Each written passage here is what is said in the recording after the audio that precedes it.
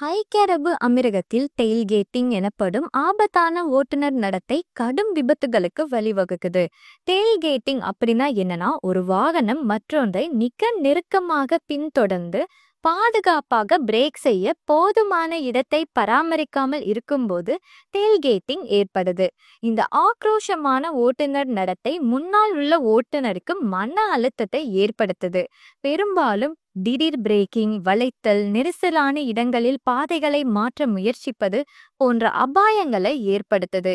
இவ்வாறு வாகனங்களுக்கு இடையே போதிய இடைவெளியை பராமரிக்க தவறும் வாகன ஓட்டிகளுக்கு 400 திர்ஹம்ஸ் ஃபைன், 4 பிளாக் பாயிண்ட்ஸ், 30 நாட்களுக்கு வாகனத்தையும் பறிமுதல் செய்யறாங்க.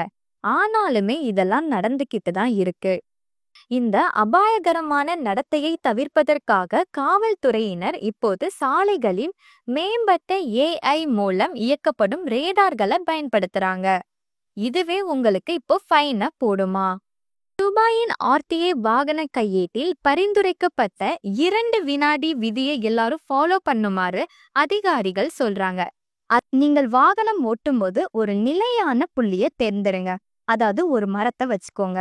உங்களுக்கு முன்னாடி இருக்கக்கூடிய வாகனம் அந்த மரத்தை கடந்த 2 வினாடிகள்ல நீங்க கடந்தா நீங்க ரொம்ப நெருக்கமா இருக்கீங்கன்னு அர்த்தம். உங்களுக்கு வேண்டிய டிஸ்டன்ஸை ஃபாலோ பண்ணிக்கோங்க. மழை, மூடு பனி, அதிக வேகம் உள்ள சூழ்நிலைகள்ல இதை 3 அல்லது 4 வினாடிகளா நீட்டிக்கணும் அப்படின்னு சொல்றாங்க. முக்கிய சாலைகள் மற்றும் நெடுஞ்சாலைகளில் நிறுவப்பட்ட துபாய் காவல்துறையின் AI ரேடார் அமைப்புகள் ஆபத்தான நடைமுறைகளை அடையாளம் காண ஓட்டுநர் நடத்தையை தொடர்ந்து பகுப்பாய்வு செய்கின்றன.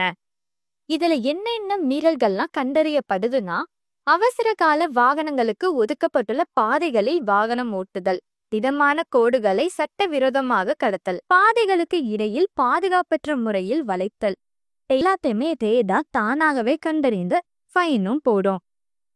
மேலும் இது போன்ற லேட்டஸ்ட் ஐக்கிய அரபு அமீரக செய்திகளுக்கு நம்ம கலீஜ் தமிழ் சேனலை சப்ஸ்கிரைப் பண்ணுங்க.